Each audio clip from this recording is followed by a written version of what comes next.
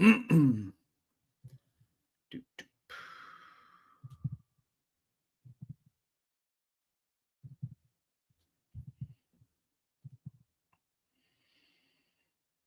right, should be live here in just a second. Waiting on our friends at Facebook, and I think we are live. And yes, I starting to see some people jump in there. So, hey everyone, and welcome to the Falcons Podcast with me, your host Garrett Chapman. I'm really excited to jump in with you and all the good folks over there at Falcons on S Side. Help bring some good content to you, the Falcons fan. Give me a follow at GChapATL on Twitter. Stay fully up to date on everything that we have going on, because today was the first massive day of training camp. And yes, I know we've had 10 other days, but day 11 is what I feel it was the biggest day of training camp to this point. Yes, we've even had a preseason game, so including that in that as well. But no, it was the joint practices with the Tennessee Titans. And we're going to talk about that and a lot more here on the Falcons Podcast with Garrett Chapman. Big show set up for you. I will also be taking your questions, so make sure to drop those down in the comments. I will get to as many as I can throughout the show. But really the biggest thing from today is the all of our reactions there from the joint practices with the Tennessee Titans. We also had the second depth chart that was released. We'll get into that here just a little bit as well. But yeah, no, I mean, Raheem Morris, he called this really the best opportunity for his starters to get looks. We didn't see them hardly at all in the first preseason game against the Detroit Lions. But ultimately, this was the best opportunity to see what they could do. And the offense didn't get looks at all in that preseason game, but we did see a little bit of the defense, like Arlen Lebekady, Brendan Dorlus, Rick Ororo, guys who are going to be getting run in once we get to week one. But as far as the preseason action was concerned, this was the best chance for us to get a look at these offensive players. And I know that a lot of people are going to get upset about the fact that you have players who are not playing in preseason. I'm of the opinion that the preseason reps are overrated anyway. Live bullets, they matter. Live bullets are relevant, but days like this, I feel like are a much better chance to get high level 1v1 reps, because Raheem Morris called it vanilla play calling. That's generally correct. When you get into a preseason game, it's man versus man. And there's value in that, right? There certainly is some value in that, but ultimately, this is where you're going to get those reps. This is where you're going to see the better looks. And ultimately, the practice with the Titans delivered. And I was very excited about what I saw on the field. I was very excited about the performance that the Falcons had against the Titans. Yes, the team who had the number 1 overall pick, so take it with a grain of salt. But before we get into some of these other practice results, I do want to jump into some notes from Raheem Morris's press conference. And really the biggest thing from it is that Darnell Mooney's status is unchanged. The only real update is that he was considered week to week instead of day to day, like I believe that Raheem Morris had said sometime earlier in the summer. So he still says he should be back and healthy at some point, but it was very vague. Stop short saying of when. I don't know if that means he's going to be ready by week 1. I do know that it's created some bit of a vacuum behind him, and that has made an impact on the other guys on this roster, guys like Casey Washington, guys like David Sills, or even Kyle Pitts, a guy who can jump in there and play X if he's needed to. But it's created an opportunity for those guys, and I think some of them have stepped in and made the most of those opportunities. Other injury news, cornerback Clark Phillips, he's been absent for the last few practice periods, dating back to some point last week. He left practice with an undisclosed injury. Now we know that he is day-to-day with a rib injury. Maybe we'll see him, maybe we won't, but I don't foresee us seeing him tomorrow, and I don't foresee us seeing him in the preseason game against the Titans on Friday. But that's my speculation. Don't take that too deep. It's nothing that Raheem Morris said. Running back Carlos Washington, he was somebody who a lot of people expected to be that third running back, including yours truly. We didn't see him in the preseason game. We also didn't see him today. And it turns out he has a hamstring injury confirmed by Raheem Morris. And then primary return man Jamal Agnew. He's dealing with a small issue, an undisclosed issue. He didn't say what it was. That came up last week. He should be back shortly. Caleb Johnson, he's dealing with a personal reason. Sounded almost positive, but he said, Raheem Morris said that Caleb will tell us what that issue is. Not issue, but the personal reason, he'll say when he comes back to practices. Last two nuggets, Younghoe Koo, he was announced to be the starting kicker on Friday. Not the starting kicker for the regular season, but he is the starting kicker for Friday's game in particular. Lenny Creek, he played against the Lions last week.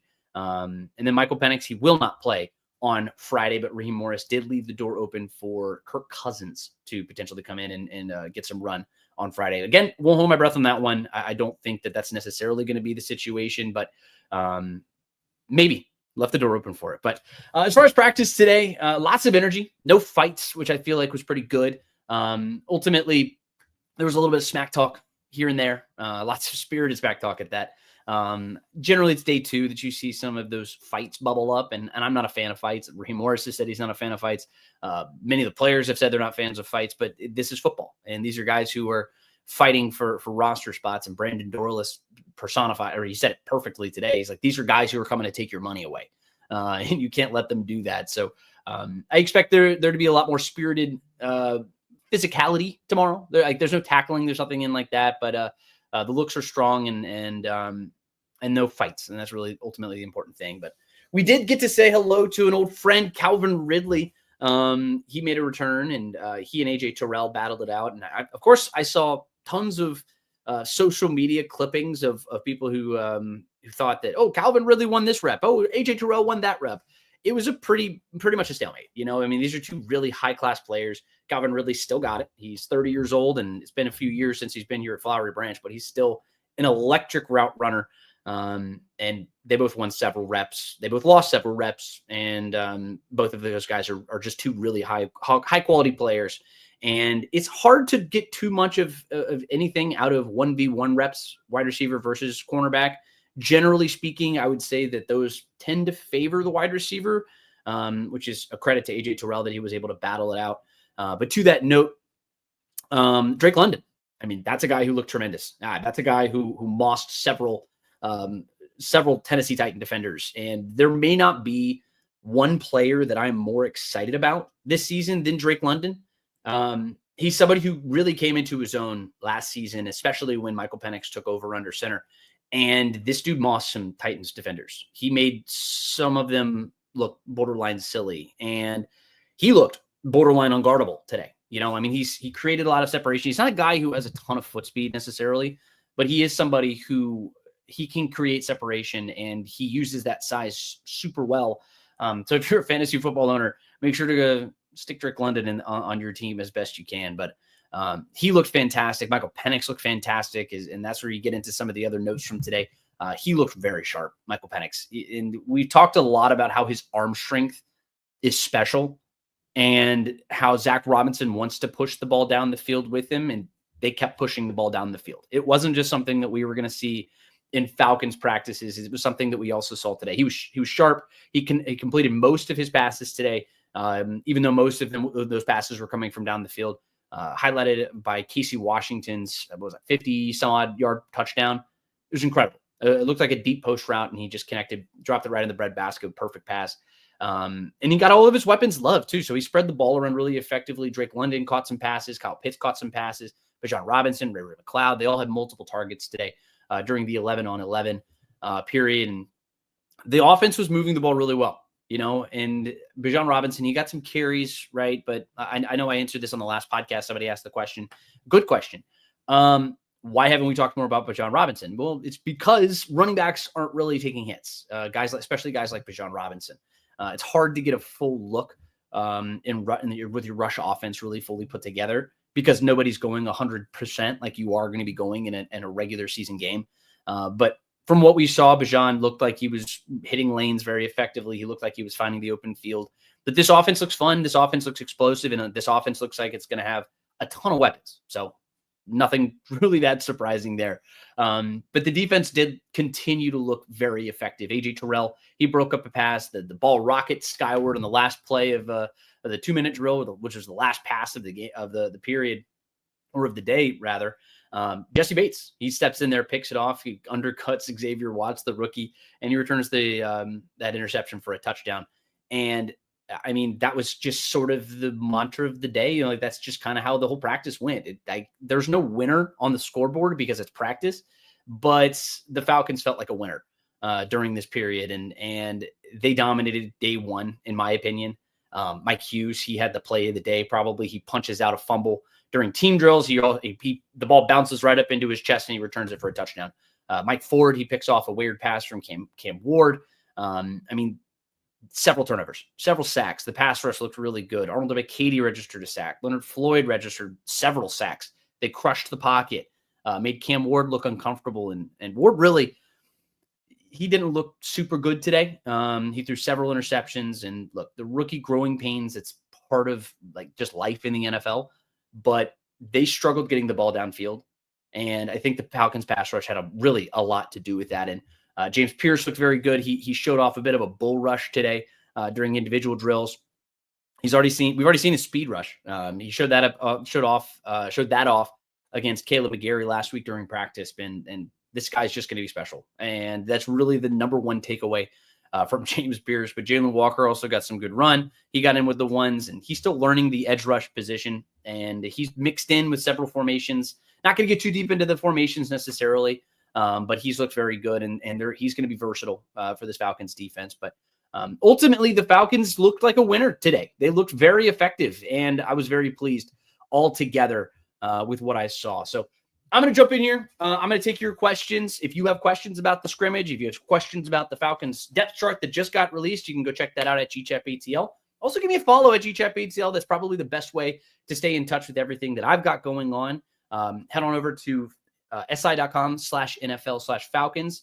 We've got all of our fantastic write-ups, including my recap for the day, a lot of other stuff that our cash is going on, and everybody else over there at the team.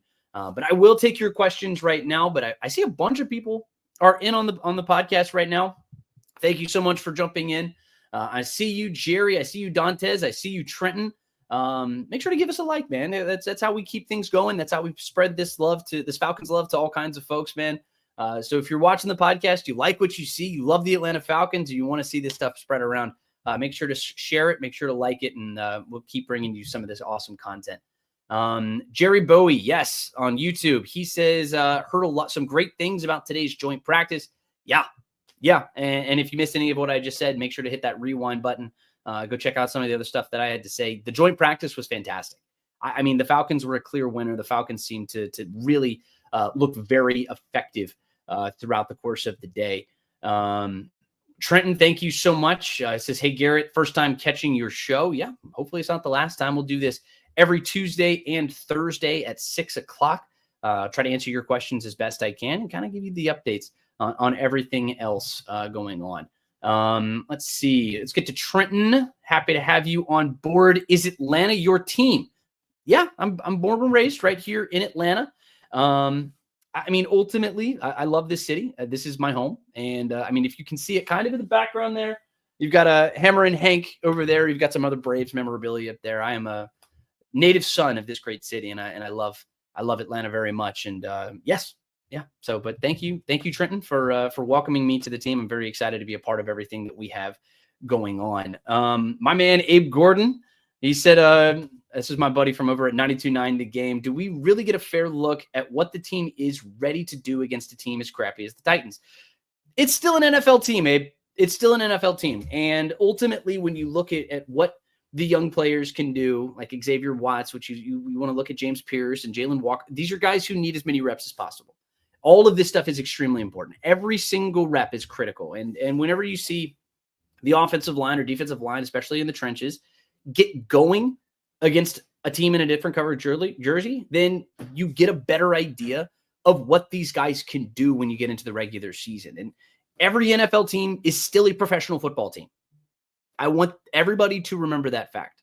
They are still professionals who are paid a lot of money to play football, and they have all pros on that team like Jeffrey Simmons too. Calvin Ridley is a former all-pro. They have the number 1 overall pick in Cam Ward. There is a lot of talent on this Tennessee Titans team. Now, it may not show up on the win-loss record in 2025, but it may show up in 2026. And that doesn't mean that these guys aren't good, and it won't give the Falcons, and especially the young players, a good look and a good opportunity to show what they can do. Let's see the rookies. Evan J says, how did the rookies look against real competition? Day one, they looked fine. I think Xavier Watts got a lot of run there with the ones today. James Pierce got some pressures. Jalen Walker, he looked pretty solid again today. But it's hard to tell. I mean, you have a lot going on. It's a lot happening all at once. But overall, I'd say the rookies look pretty solid. I would say that Billy Bowman is one of the biggest risers, Xavier Watts as well. Those are two guys who Jeff Ulbrich was very complimentary of in the post-practice press conference. He said they basically carried themselves like veterans, which is the biggest compliment that a coach can give a player. And for rookies to come in there and be that effective this early on, I think is indicative of a player who is going to contribute sooner rather than later. And we saw Billy Bowman in the preseason game. He didn't get a tackle necessarily on defense, but he did get a tackle in special teams action, which tells you that he is going to be involved in this team in some way, somehow, which means, yes, the rookies have looked very good. My man, Scott Kennedy, he comes in here. He says, lots of folks watching. Make sure to give Garrett a like. Yes, I see 161 people jumping in here, man. And I appreciate every single one of you guys who have jumped in here and all the fantastic questions that we've had so far. But make sure to give us a like. Make sure to follow along. Make sure to like and subscribe because we are going to do this twice a week. And then Scott, he's going to be leading a one every single morning. He and Nick at 8:30 on Mondays and Wednesdays. So make sure to follow along with those as well. All right, let's keep scrolling on through here. Dantes Jackson asks a question. Are we going to see Kirk Cousins on Friday? TBD. It remains to be seen. There is a chance that we could still see Kirk Cousins. Raheem Morris left the door open for that fact. But we won't know that until we get a little bit later into the week. And I would imagine that we'd have an answer maybe on Wednesday. I don't foresee that necessarily, but maybe we do see him. I'm not willing to hold my breath on that fact just because that's a veteran quarterback. That's a guy who's been around a lot. The only way that I think you would actually see him is if you want to give some run to some of the other wide receivers and kind of give them an elevated look with a starting caliber quarterback. No disrespect to Easton Stick, but Kirk Cousins has been in the league for a very, very long time for a reason. And that's the reason you would want to do that. And you'd kind of want to show him off for potential suitors for anybody, just in case you run into injury problems elsewhere. All right. Let's keep going. Hey, bro, he asks about how AJ and Calvin Ridley looked. I answered that a little bit earlier in the podcast, and you can scroll back and check that out. Looked solid. It was kind of a give and take, and it was a tit for tat, I would say. When they got into the team drills, I would say that AJ Terrell looked a little bit better, but they didn't line up 1v1 when they got into the team drills as much. They lined up. That's not really how the Falcons have done things in the past. They're just going to line up how they do it. And Bowman got some reps against Calvin Ridley, and Bowman won one of his reps that I specifically saw on the practice field today. And that's a good player. Calvin Ridley's a great player. So anytime you can win a rep against a guy like that, that's definitely a good thing. Xavier Littman, he says, hey, Garrett, thanks for the coverage. You're welcome. Thank you for joining us, Xavier. How did the Falcons offensive line look against the Titans defensive line? I will admit to you, I spent most of my time today watching the Falcons defense play, just because that's where most of the position battles are taking place. But I was able to split the field. So it's like one field was on my right, one field was on my left. And when I looked over Xavier, whenever I looked at the left field, Michael Penix looked like he was dropping back, and he had a clean pocket. So I would say that ultimately they did pretty well. I mean, you talk about a guy like Jeffrey Simmons. He's a really talented player for the Tennessee Titans. They held up pretty effectively. And based off of what I saw from the Tennessee beat writers who were there on site, the Falcons held up pretty well as well. So I would say ultimately the Falcons offensive line looked very strong, especially against a strong defensive line. All right. Dylan Thompson asks, what was the biggest takeaway from Michael Penix? I'll flash your name up there on the screen. He's over there on YouTube checking us out there. Dylan, thank you so much for the question. He's aggressive. He likes to throw the ball down the field, and he's going to find Drake London. Come hell or high water, that man is going to find Drake London and get him the football. And you can say the same thing probably about Kyle Pitts. They've had a very good connection here as of late, and they've been very effective, and they looked very good. They looked very good today. And Zach Robinson has talked a lot about how the next level to this offense is unlocking some of that explosivity. And I think a lot of that starts with Michael Penix. I think a lot of that starts with what he's able to do when he drops back and sees guys running down the field. And I think the next level of that is going to be unlocked too when Darnell Mooney comes back. If he can come back and he is healthy and he can stretch the field, that's really where this offense, I think, is going to find the next gear and really explode and take their stuff to the next level. because ultimately, I mean, you need all your guys. And I've talked a little bit about this before. I don't know if I've done it on this podcast or elsewhere, but the Falcons as a whole are pretty thin. They're not very deep. And that goes for the wide receiver position. It goes for the offensive line. It goes for the cornerback room as well. And I mean, this is a spot where if Darnell Mooney goes down for an extended period of time, heaven forbid a Drake London or anything like that, any team in the NFL, if you lose your best players, they are going to take a step back. But the Falcons don't have as many people who can step into that role and be super effective, you know? And if they are at full strength, if they are all fully put together, the Falcons are as talented and as good as anybody in the NFL, outside of your upper echelon teams like maybe the Philadelphia Eagles or your Buffalo Bills or Kansas City Chiefs, but they are like one of those echelon of playoff teams. And I think that they can continue to build into that role. Let's get through here to some more. Clay says, yes, we've seen our defense not look good during preseason or joint practices in the past. I'll take them looking good over not looking good. Yes. Thank you, Clay. I completely agree. Donnell Suggs, he jumps in here and says, I'll be watching. Thank you so much, Donnell. Thank you for jumping in here. Southside Ricky, my man on YouTube, he comes in here and says, did DeMarco Hellams kill anyone across the middle in the joint practice? No. Fortunately, he did not. So DeMarco Hellams is somebody who sets a tone. He is absolutely somebody who comes in and likes to lay the wood. I wrote a pretty interesting article. You can go check that out at GChapATL or si.com/NFL/Falcons. DeMarco Hellams is a tone setter for this defense. He's somebody who, I mean, he was champing at the bit to get in here and play some football. He had missed a lot of action due to the ankle injury that he had last summer. About this time a year ago, just about a calendar year ago, DeMarco Hellams had that ankle surgery, and he was somebody who was desperate to get back to football. And he was somebody who looked like he was desperate to get back to football because in that game against the Lions, he was my player of the game. I don't think that it was even remotely close for me because of the way that he came back and seemingly didn't even miss a beat. He was strong.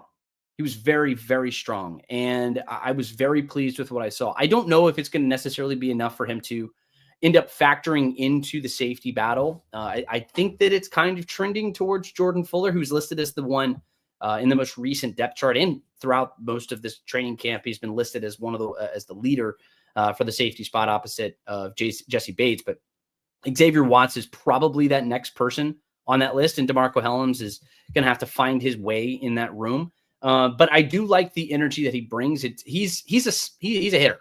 You know, he's somebody who the Falcons have had in the past, whether it's like Willie Moe, or maybe a Keanu Neal or something like that.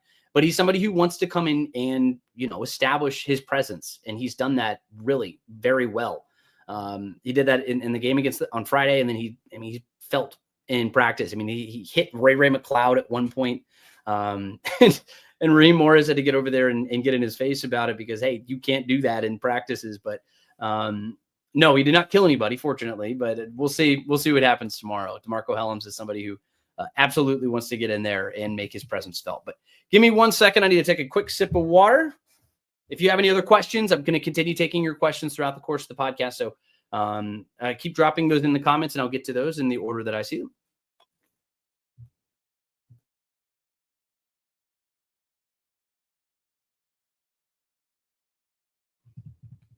All right. Dylan Thompson.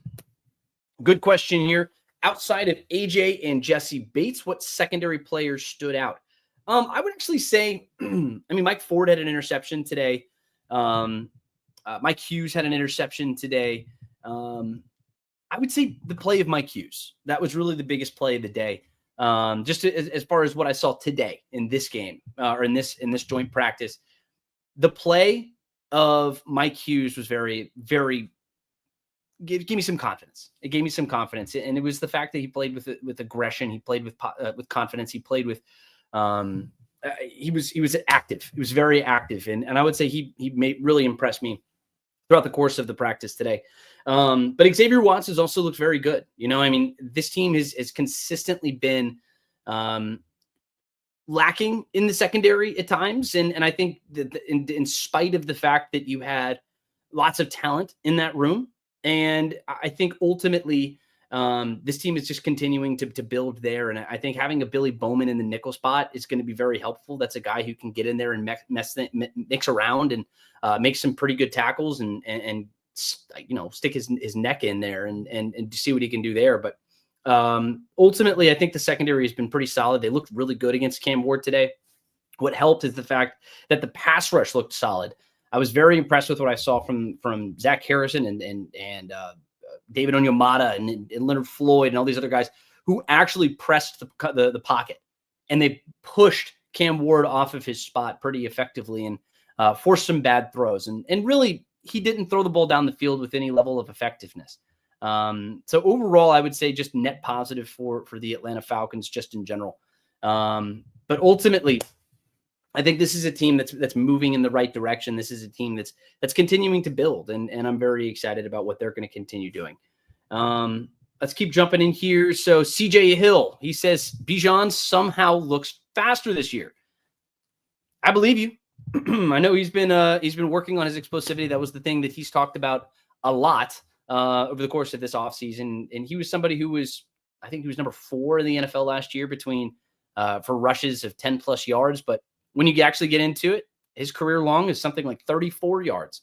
He doesn't have that home run ability. It's something that he's struggled with. And I shouldn't say that he doesn't have it. It's just something that he hasn't really put on full display yet. It's something that I think in time, it's something that could help this offense, and it's something that could certainly be unlocked this season. But I think ultimately having a guy like Michael Penix would help, because Kirk Cousins last year, we saw him throw things a little bit more underneath, a lot more consistently in that way. But with Michael Penix, he's somebody who wants to stretch the field. He wants to get to the boundary and make plays happen with his arm, and he's got a live arm. It showed again today, and it showed all throughout last season at the very end of the year, at least. And I mean, ultimately, I think that's only going to go and help players like Bijan Robinson find creases and get to the second level. And once Bijan gets to the second level, we've seen how foolish he can make people look. But it's unlocking that next gear and potentially taking it to the next level. That's really the next big thing. We're going to keep taking your questions at the Falcons podcast with me, Garrett Chapman. Thank you so much for jumping in here. I see lots of fantastic questions on here. So if you've got some, make sure to drop them in. Austin Fry says, yes, a secondary's best friend is a good pass rush. Any quarterback will pick a D apart with all day to throw. Yeah, that's something that this team has struggled with for my lifetime, basically. I'm 30 years old, and as far as I know, throughout the course of my life, this is a team that has struggled to rush the passer. So hopefully that's something that will have changed in 2025. I'm pretty confident that it has. It may not show completely up in the stat sheet this year, but I do think that the bodies are there to unlock that next level of potential for the Falcons. And don't forget about guys like Caden Ellis.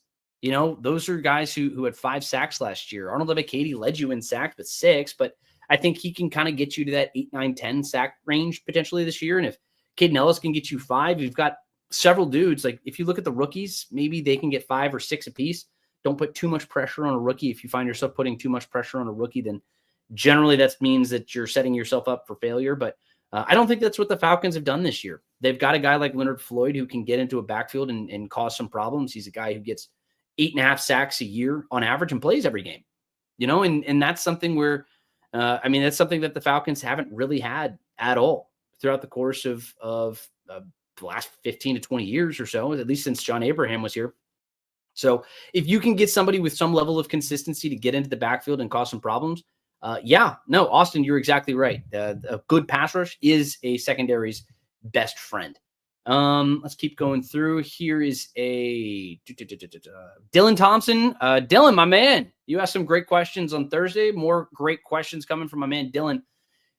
He says, what is Morgan Fox's role in this defense? Do you feel his job is secure on the 53, or is he being pushed down on the depth chart? Great question, Dylan. I do think his roster spot is secure. He's somebody who plays at a spot where they're going to be turning over players constantly. This is a spot where we talked to Nate Ollie, the defensive line coach for the Falcons, on Monday, so yesterday, and he talked a lot about how he wants to have these guys playing with high energy, and he used the expression running in a dark room. Said that on several occasions, and he repeated himself several times. And it's something that I think is going to show itself when we get into the regular season. It's harder to see in practices like today or even in a preseason game, but you did see flashes of it. It's the energy, the high level of activity, going 110% on every single play. And so you're just going to see the bodies turn over. Like Morgan Fox is going to come in. He's going to play 2-3 plays, and then they're going to flip it over, bring in Rucororo, and then he's going to play 2 or 3 plays, and then he's going to turn it over, and it's going to come in, and it's going to be Brandon Dorless, et cetera, et cetera, et cetera, et cetera, and so on and so on. And the whole point of that is to make sure that you have multiple guys who are playing, you have multiple guys who are staying fresh and really getting after the passer. And it's as much to keep them fresh as it is just sort of a reality that this team doesn't have a lot of established top-end talent on the roster. And that's just sort of their lot in life, and they've decided to invest heavily in other areas.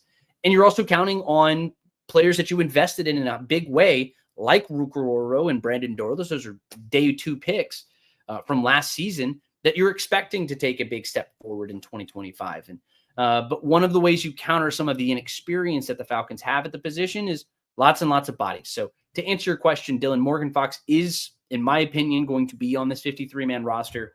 I would not be surprised if that defensive line has several players listed when we get to that 53-man roster. In fact, I'll probably have my next edition of my projection for a 53-man roster coming out here before the end of the week, probably on Thursday. So keep an eye out for that at GChapETL. On Twitter, I'll be tweeting that out whenever I do get it. But we're going to keep answering your questions. So these are fantastic questions from all of you guys, Facebook, Twitter, and on YouTube. And I see a bunch of people are following along still. So big thank you to everybody. Y'all make this podcast possible. So please make sure to like and subscribe and keep following along because this is an extremely, it's fun. And I love doing this, and I love bringing content like this for you. I've been at all these training camps, and I want to share it with somebody. My fiance doesn't want to hear me talk about it all the time. So this is my outlet. This is my chance to talk about all this stuff. So I really appreciate all of you who have tuned in to listen to this. Joe Andrews on Facebook, he says, what do you think of Walker? Looked like he was struggling today. No, I don't think I disagree with your assessment there, Joe. I don't think that Jalen Walker struggled today. I think it's really hard to take a look at certain clips that people post on social media and judge everything about a player. And I'm not saying that that's what you're doing, Joe. And I appreciate your question. And it's a well thought out question, but I don't think Jalen Walker struggled today. I don't think a lot of what Jalen Walker is going to do or what he did in the preseason game are things that are going to show up on a stat sheet just yet. He's young. He's learning a new position. He's not an edge rusher. That's not what he did at college. That's not what he did at Georgia. But it is something that he will do as an Atlanta Falcon. And he's still kind of finding his way in that role. That's why I would say that James Pierce is probably a step ahead of him when we get into that kind of discussion. Even though he was drafted after him, James Pierce is a pure pass rusher. That's just what he does. That is his bread and butter. He's somebody you can line up on third down and just send after the passer. I don't think that's Jalen Walker in the same way. He's a little bit smaller. He's somebody who's still trying to refine some of those skills, but he's also somebody who I think later down the line is going to be used in a lot more ways than you can with James Pierce. He's going to be more of like a Caden Ellis type player where he's just a Swiss Army knife. And speaking of that, I mean, that's something that they see D'Angelo Malone potentially doing. It's something that they've seen Divine Diablo potentially doing later on. They have a lot of those Swiss Army knife players, and Jeff Ulbrich talked about it as the jack of all trades, the master of none. I mean, many people have heard that expression, and it's kind of applicable to what we have on this Falcons defense. You have a lot of very talented players, but a lot of players who are still trying to learn and master a single position. Jalen Walker right now is trying to master the single position of edge rush. So there are going to be some growth pains, Joe. But I don't think he struggled today by any means. I don't think that that's necessarily the right word, but I appreciate the question and I appreciate you watching and thank you for jumping that in here. Let's see. I'm going to keep rolling down the line. While we do that, make sure to drop a like, make sure to keep supporting the content. I appreciate all the folks who are following along. Let's see.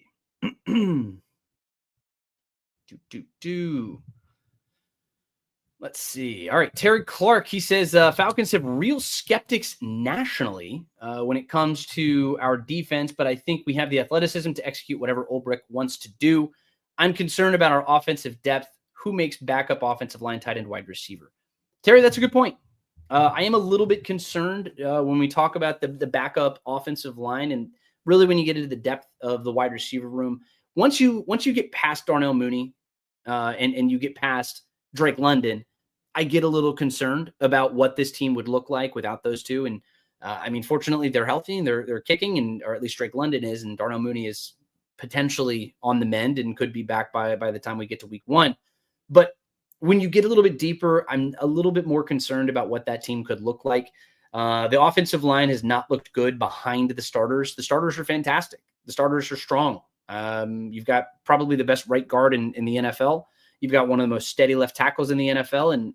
And look, for all the hate that Caleb McGarry gets, he's a very good run blocker, and he's somebody who's still developing as a right tackle in terms of pass blocking, but he's fine. He's an above average right tackle.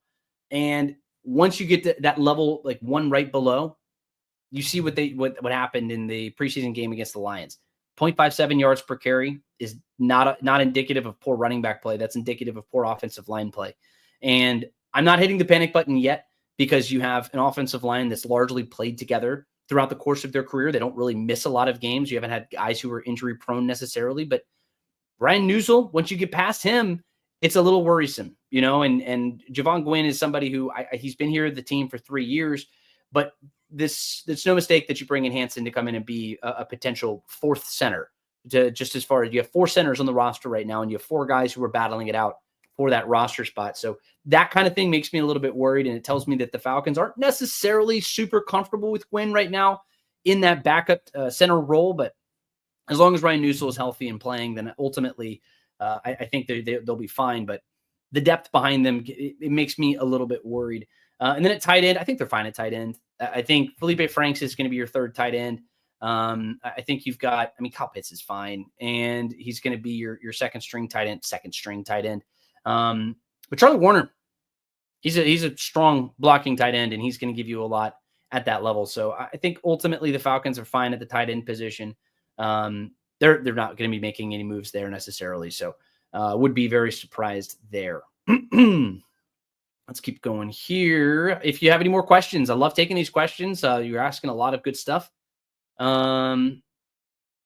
Dale Stein says, what week do you predict they go back to Cousins? It's a silly question. They're not going back to Cousins. It's not going to be happening. They've named him the starter. Michael Penix, that is. He's going to be the starter for the Atlanta Falcons. He's going to be the week 1 starter. He's going to be the week 2 starter. He's going to be the week 15 starter as long as he is healthy. Barring injury, he is going to be the starter for the Atlanta Falcons moving forward. Stephen B says, I'm cheering for these special teams to be exactly 100% the same as last year. It won't be 100% the same as last year, just because you signed Jamal Agnew. He's probably going to be your kick returner.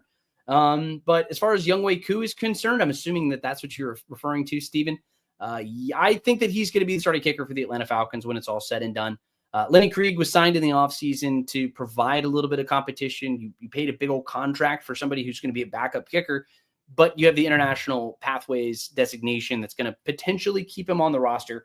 So it's just an extra guy that has a really powerful leg, and we've seen his powerful leg. He showed it off again today. He had a 57-yard kick in the preseason game last week. He's got a good leg, but he's not ready to be an every week NFL kicker like Younghoe Koo. Koo is a guy who is a 90% kicker.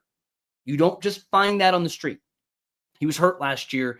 They're going to give him every opportunity to continue to be the kicker, and I would be very, very surprised if they move on. I would be very, very surprised. Let's just put it that way. Let's keep going here. Xavier has another great question. He asks about the Michael Penix, Kyle Pitts connection. How did they look today, and were there any receivers that caught your eye that could potentially fill in while we wait for Mooney's return? First and foremost, Drake London is the guy who really caught my eye. He's not somebody who's replacing Darnell Mooney, so it's not really an answer to your question, Xavier. But Casey Washington had a fantastic play, about a 50-some-odd yard touchdown reception from Michael Penix. That was a connection that got me really excited and generated a lot of oohs and ahs from the crowd. But as far as his connection with Kyle Pitts, solid, strong. I'd say that he's golf buddies with Kyle Pitts, and I don't make a lot of that necessarily, but Other people in the media have. I know a lot of fans have. I know people are really excited about it, but he's made a point to get Kyle Pitts the ball. And there were times earlier on in camp where Michael would drop back, he'd take a snap, and they're just doing walkthroughs or something like that. And he would point at the receiver that he was probably going to throw the ball to and then turn around, find Kyle, and throw him the ball. Take that for what you will. But to me, he's done that throughout camp. And it's a little thing. And I don't know how many people have necessarily been talking about that. But that's a little thing that catches my eye. That's a little thing that tells me that Michael Penix is making a clear, conscious effort to keep Kyle Pitts involved. And I think that's something that should get fans of Kyle Pitts, people who are adamant that he still has that next year that he can reach. Maybe Michael Penix is the guy to unlock that. So, Xavier, to answer your question, I'd say that he looks pretty good. I'd say that the connection especially looked pretty solid. Let's keep going here. I got time for probably 2 or 3 more questions, so make sure to drop them in. If you've got something in that you really want to see, or if you have a question that I want to answer, that you want me to answer, drop it in. Otherwise, we might have to get to it on Thursday. I'll continue taking your questions on that podcast as well. Matt Cat Kilgore on YouTube, he says, true observations of Kirk Cousins. I thought he looked good. I thought he looked really good, and there were a lot of haters of Kirk Cousins. I am not one of those haters of Kirk Cousins. I was frustrated with the way last season ended. I was frustrated with the way that he addressed the media and, in my opinion, misled the media just in terms of his injuries and everything else and the severity of where everything stood. I understand him trying to protect his job and everything else, but I don't hold it against him at this point. I think that ultimately he looks healthy. I saw him yesterday run around on the practice field afterwards with Michael Penix, and he runs fine. And if there was anything about his Achilles that people would have been worried about, anything with his shoulder that people would have been worried about, he looks like the same old Kirk Cousins. He was throwing the ball down the field well enough, and he looked sharp enough. I think he's an elite backup, but if the Falcons did opt to trade him, I think that most teams would be perfectly happy if their starter went down to go get a Kirk Cousins and get him on the roster. I'll take 2 more questions here. Let's go to Derek. What's the word on Nick Nash? The UDFA, he was a very popular name when it comes to undrafted free agents. I think he's just going to get buried. And I think that's kind of where he stands right now, just on the roster. I'm not super confident that he's going to make the 53-man roster right now, Derek. He's somebody he's a little bit undersized. He's somebody who needs to really flash in other areas. And I just think there's just too much talent in front of him, too many guys who are getting a lot more attention, like a Casey Washington, like a David Sills. And then there's a versatile player like a Kyle Pitts that I just talked about, who, yes, he plays tight end, but he's also somebody who's been working out with wide receivers. And when you get down to it, this team's probably only going to carry 6 wide receivers on the roster. And if you look at where the rest of these guys stand, Jamal Agnew is going to be on this roster. That's what the way it looks right now. He's going to be a special teamer. Cordero Hodge is another one of those guys. He's a special teamer, but he's going to be on this roster, and they're going to play the wide receiver position. And as a result, it's going to continue to push some of these guys out. I think Nick Nash ultimately ends up on the Falcons practice squad. If I had to make that projection right now, a lot of things can change. He could flash tomorrow. He can have a very big day against the Titans in the second joint practice, or he can also have another big performance in the preseason game on Friday. There's a lot of football still left to be played, so nothing is set in stone right now. But as of right now, if I had to make a prediction, I would not be very confident that Nick Nash is making the roster. All right, so we've got time for one more question. All right, Xavier, you've had some great questions today, and I'm going to reward you with another question. So I'm going to get to your next one, and if you still have a question, if I didn't get to your question, still drop it in the comments below. I always come back through and I try to evaluate some of these questions, and maybe we'll feature it on the next pod. I love all these questions. You guys are the lifeblood of this podcast, so I really appreciate you guys jumping in here and providing some great content, or helping me provide some content here for you. So let's get to Xavier's question. He says, "Hey, Garrett." Hello, Xavier. "Any thoughts on the inside linebacker depth and were there any Anderson Bertrand sightings today at the joint practice?" Yes, JD Bertrand was healthy. He'd been wearing a yellow penny for the last couple periods, and he played today. He looked good today. Looked solid. No Troy Anderson, though. Troy Anderson remains on the PUP list. I did not see him at all today. I get curious about what's going on with Troy Anderson at this point. I mean, he's coming off of the knee injury. I can't go too deep into specifics of things that I see over on the practice field on the other side, just because that's just a request of the Atlanta Falcons, and that's something that I'm going to honor here today. But ultimately, I think that the inside linebacker position is pretty solid, and I think a lot of that confidence comes from the top two guys on the roster. It's Divine Diablo, who I think fans are going to be very, very excited about once they actually see him in a Falcons uniform week 1.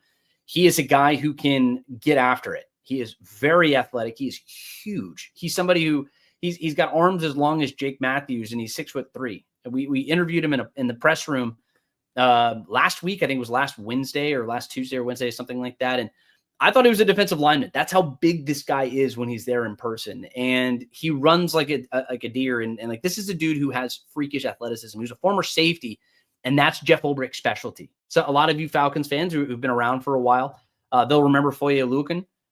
He was a safety from Yale who was coached by Jeff Ulbrich and transitioned to an inside linebacker, and he proceeded to lead the NFL in tackles.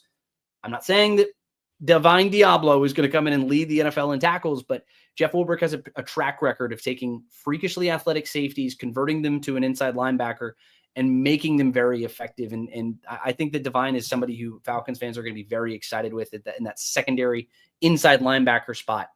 Of course, you have Caden Ellis. He is the leader of this defense. He's the lifeblood of this defense. So it goes without saying that he is an extremely important part of what they want to do. He is in that inside linebacker position. But then one person who kind of popped in, I talked a little bit earlier about the jack of all trades, master of none, is D'Angelo Malone. He was somebody who primarily is lined up on special teams and is an outside linebacker for the Falcons, is being drafted 4 years ago. He lined up as an inside linebacker on Friday. They lined up at the inside linebacker again today. But that was an effort to try and get him that mastery of that one position. They'll still feature him potentially in those outside linebacker edge rushing roles. But D'Angelo Malone's somebody who they want to get on the field as much as they can and try and find a role for him. He's still going to be involved a lot in special teams. That's generally where he's cut his teeth in the past. But I would not imagine that they go away from that to any large degree. But he's looked solid. He's been pretty effective. And I'd say altogether an interesting person to follow. I'd expect that we see him again tomorrow and on Friday when the Titans come to town, when we have the actual preseason game that takes place. But big thank you to everyone. Lots of fantastic questions there. If I didn't get to your questions, I'm coming up to the end here. I do want to get to as many questions as I can. So make sure to drop those in there. Make sure to drop us a like too. I see almost 250 people who are following along. I really appreciate every single one of you. You guys make this possible. So if you like and subscribe, you can follow along and get updates on when this is going live. I'm going to be going live every Tuesday at 6 o'clock and then also every Thursday at 6 o'clock as well. So make sure to set a calendar, man, and then give me a follow at GChapATL on Twitter. And remember, Scott and Nick, they're going live at 8:30 on Monday and on Wednesday. And if there's content that you want to see on this channel, drop a comment, let me know. But Thursday at 6 o'clock, I've got the biggest what ifs for the 2025 Atlanta Falcons. What if the offensive line depth is tested? What if the Falcons start 0-3? What if the Falcons start 3-0? We'll get to those and potentially some of yours. So if you've got some good what ifs, I'll make a poll on Twitter. I'll also drop it in the comments here. I'll come back and check those out. What are your what ifs for the Atlanta Falcons? Drop them in the comments. Day 2 of joint practices are tomorrow. I'll have that recap here as well. So make sure to hit that like button or hit that subscribe button. Stay up to date. Give me a follow at GChapATL. Check out all of the content that we have coming out, or just head over to si.com/NFL/Falcons to get that fix there too. But my name is Garrett Chapman for Falcons on SI. I'll see you all very soon. Till next time, be kind to another.